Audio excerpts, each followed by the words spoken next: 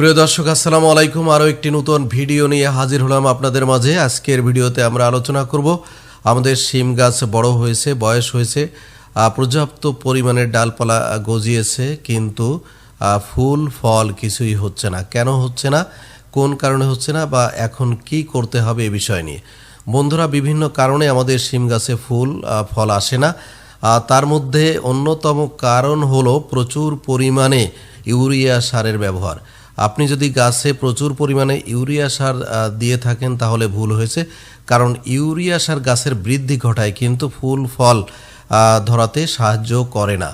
এবং আরেকটি কারণ হতে পারে গাছে প্রচুর পরিমাণে স্যাঁতসেঁতে অবস্থায় থাকতে পারে, গাছের গোড়া পানি জমে থাকতে পারে, সেদিকেও খেয়াল রাখতে হবে গাছের গোড়ায় পানি জমে আছে কিনা।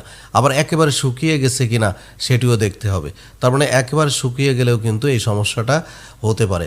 আবার অনেক সময় মাটিতে যদি অন্য যে সারগুলো রয়েছে, বিশেষ করে ফসফরাস, পটাশিয়াম, বোরন, এই জাতীয় সারগুলো যদি কম থাকে তাহলে কিন্তু গাছে ফুল ফল কিছুই আসে না। তো এই ক্ষেত্রে আমরা মাটি তৈরির সময় কম্পোস্ট বা গোবর সার, সরিষার খৈল, নিম খৈল এবং হাড়ের গুঁড়ার মতো জৈব সারগুলো ব্যবহার করতে হবে। তার মানে যখন গাছ লাগাবেন এই সারগুলো মাটির সাথে মিশিয়ে দিতে হবে।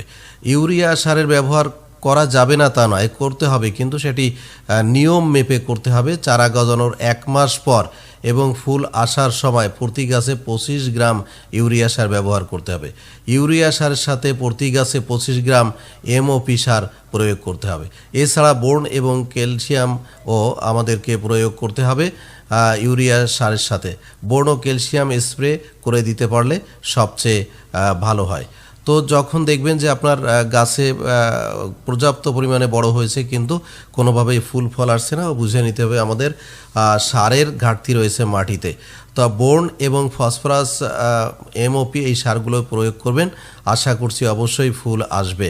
এবং দেখবেন অন্য কোনো রোগ বা ভাইরাসের আক্রমণ ঘটেছে কিনা সেটিও খেয়াল রাখতে হবে। তা আশা করছি আপনারা আপনাদের শিম গাছে যদি ফুল ফল কিছু না আসে তাহলে অবশ্যই মাটিটা একটু পরীক্ষা করে তারপর আপনারা সার প্রয়োগ করুন, অবশ্যই ফুল ফল দুটোই আসবে। ধন্যবাদ সবাইকে।